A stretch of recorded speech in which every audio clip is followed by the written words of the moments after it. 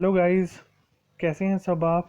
तो आज की इस वीडियो में हम डिस्कस करेंगे कि इनकम टैक्स रिटर्न में saving interest, fixed deposit, FD, recurring deposit के इंटरेस्ट की क्या इंपॉर्टेंस है। तो सबसे पहले बात कर लेते हैं कि डिपॉजिट इंटरेस्ट सर्टिफिकेट होता क्या है। गाइस, आप देखिए कि आजकल हर किसी न किसी का बैंक में अकाउंट जरूर ओपन हुआ हुआ है। तो उस अकाउंट में एक पर्सन जो है वो सेविंग के थ्रू कुछ ना पैसे अपने बैंक में जमा करवा देता है। कुछ पैसे वो फिक्स डिपॉजिट करवा देता है सो दैट कि इन फ्यूचर में काम आ जाए और उसकी सेविंग थोड़ी बढ़ जाए। कुछ जो है वो हर मंथ 1000, 2000, 3000 जो जिसकी भी उतनी कैपेबिलिटी है उस हिसाब से बैंक में जो है वो रेकरिंग डिपॉजिट करवाता रहता है। और कईयों के हमारे नॉर्मल ही सेविंग में पैसे पड़े होते हैं। तो इन तीनों के थ्रू जो है वो बैंक हमें इंटरेस्ट देता है। अब इसमें हमें कितना इंटरेस्ट मिला, इसको देखने के लिए हम बैंक में एक इंटरेस्ट सर्टिफिकेट की रिक्वेस्ट कर सकते हैं, जिसमें हमें पता चल सके कि हमने एक साल में कितनी जो है वो अर्निंग की है। और जितनी भी हमने अर्निंग की होती है उस अर्निंग को हमें इनकम टैक्स रिटर्न में जो है वो दिखाना ज़रूरी होता है।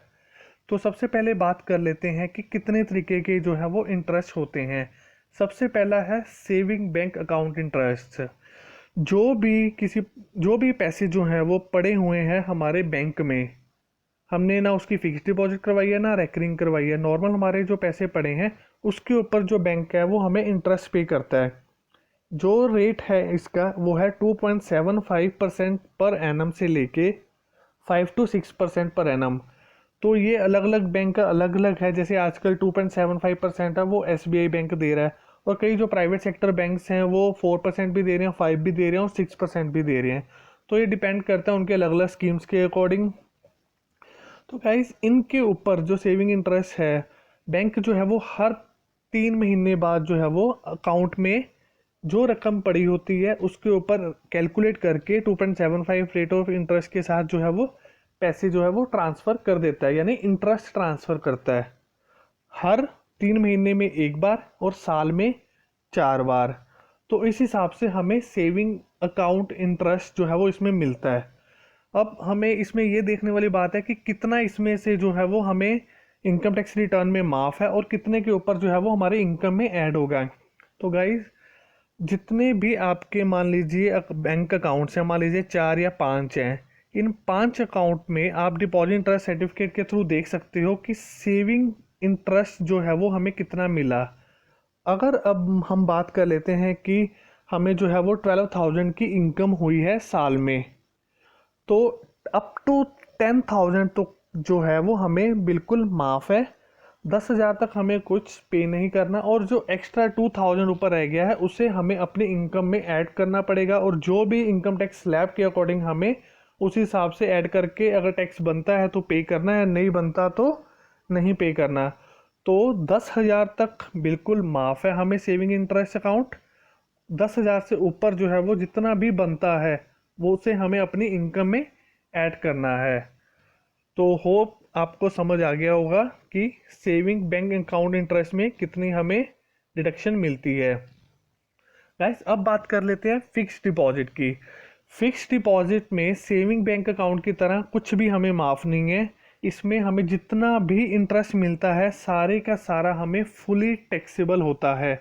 चाहे वो 10 रुपये मिले हों, चाहे वो 10,000 मिले हों, हमें अपने इनकम में जो नॉर्मल हुई है, जैसे सैलरी की है या कुछ और बिजनेस की इनकम है, हमें उसमें अपना फिक्स्ड डिपॉजिट का इंटरेस्ट जो है वो ऐड करना पड़ेगा।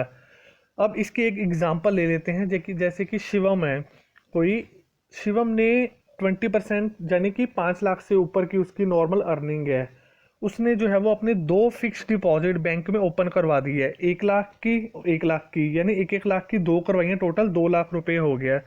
3 साल के लिए करवाई हैं 8% पर एनम से। अब इसमें अगर हम देखें 1 लाख का 8% 8,000 हो गया, तो 2 करवाइए तो 16,000 हो गया। यानी शिवम को 16,000 रुपया उसको जो है वो हर साल इंटरेस्ट से इनकम हो रही है। तो गाइज, इसमें अब ये देखने वाली बात है कि उसने 3 साल के लिए करवाई है, यानी 3 साल के बाद उसे सारा पैसा मिलना है। लेकिन हमने 3 साल की वेट नहीं करनी कि हमें 3 साल के बाद, जैसे 16,000 उसका 1 साल का है, तो 3 साल का हो गया 48,000। तो हमने 48,000 इंटरेस्ट इकट्ठा नहीं डालना अपनी इनकम में।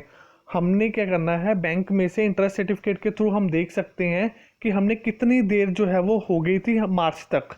मान लीजिए अगर किसी ने जुलाई में करवाई, शिवम ने जुलाई में करवाई, तो जुलाई से लेके मार्च तक का जितना इंटरेस्ट बना, यानी 9 महीनों का कैलकुलेट करके हमें अपने इनकम में ऐड करना होगा और उस हिसाब से हमें अपने स्लैब के अकॉर्डिंग टैक्स पे करना है।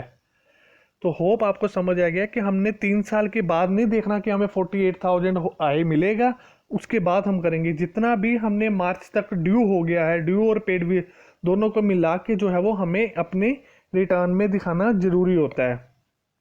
तो गाइज आगे बात कर लेते हैं रेकरिंग डिपॉजिट इंटरेस्ट की। रेकरिंग डिपॉजिट इंटरेस्ट में आप सभी को पता ही है कि एक फिक्स अमाउंट जो है वो हम हर मंथ बैंक में डिपॉजिट करते हैं।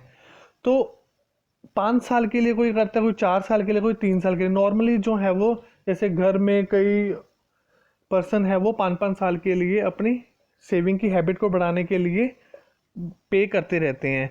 तो जब हमें 5 साल बाद, फॉर एग्जांपल हमने 1,000 रुपीज़ की हमने स्कीम शुरू की है, तो 1 साल में 12,000 हो गए, 5 सालों में हमारा 60,000 रुपीज़ जो है वो हमारा सेव हो गया।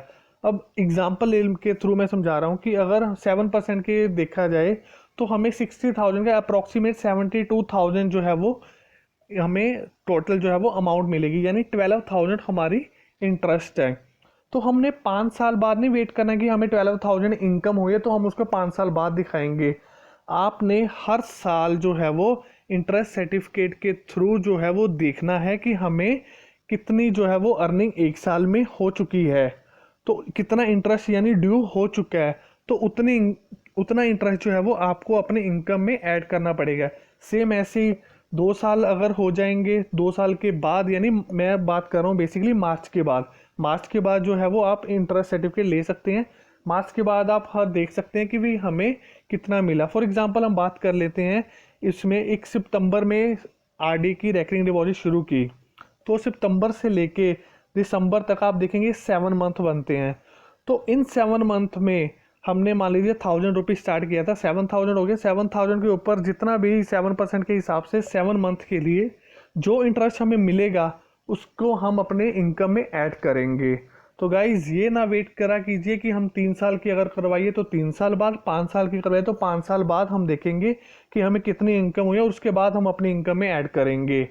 हर साल आपको देखना है और इनकम में ऐड कर देता है। अगर आप 3 साल बाद देखोगे या 5 साल बाद देखोगे तो आपको बहुत ज़्यादा अमाउंट जो है वो आप गलत कैलकुलेशन करके ऐड कर दोगे, उस हिसाब से आपकी इनकम बहुत बढ़ जाएगी और आपको उस हिसाब से टैक्स भी ज़्यादा पे करना पड़ेगा। तो इससे हमें इनकम जो है वो इंक्लूड होती रहती है, तो आपको हर साल देख के अपनी इनकम में ऐड करना है। तो आप अब पॉइंट आता है कि आप कैसे इसको लें। गाइस जैसे ही मार्च ख़त्म होता है, नॉर्मली आप 1 महीना अप्रैल छोड़ के मई जून में बैंक में जाके आप जो है वो डिपॉजिट इंटरेस्ट सर्टिफिकेट की लेटर लिख के बैंक से ले सकते हैं। सेकंड स्टेप ये है, कई बैंक्स जो है वो प्रोवाइड कर रहे हैं जैसे एसबीआई। तो इसमें क्या कर सकते हैं आप, अगर आपके पास ऑनलाइन नेट बैंकिंग वगैरह ली है आपने, तो उसमें आप जाके उसमें ऑप्शन आता है इंटरेस्ट सर्टिफिकेट का, आप डाउनलोड करके भी देख सकते हैं कि आपको 1 साल में कितनी इनकम हुई और आप उसको अपने इनकम टैक्स रिटर्न में डालिए। तो गाइज ये जो इंटरेस्ट सर्टिफिकेट है बहुत इंपॉर्टेंट रोल प्ले करता है इनकम टैक्स रिटर्न के बिहाफ से। कई पर्सन्स का टीडीएस कटा होता है, उनको ये भी नहीं पता होता कि हमने रिफंड लेना भी है या नहीं। तो इसमें काफ़ी जो है वो आप सेविंग भी कर सकते हैं। सेकंड स्टेज में अगर हम देखें तो आगे मैं इसकी वीडियो भी बनाऊंगा कि कैसे हम जो है वो टैक्स ले सकते हैं, या अगर हम टैक्स नहीं, टीडीएस नहीं कटवाना चाहते बैंक से तो हमें क्या करना पड़ेगा।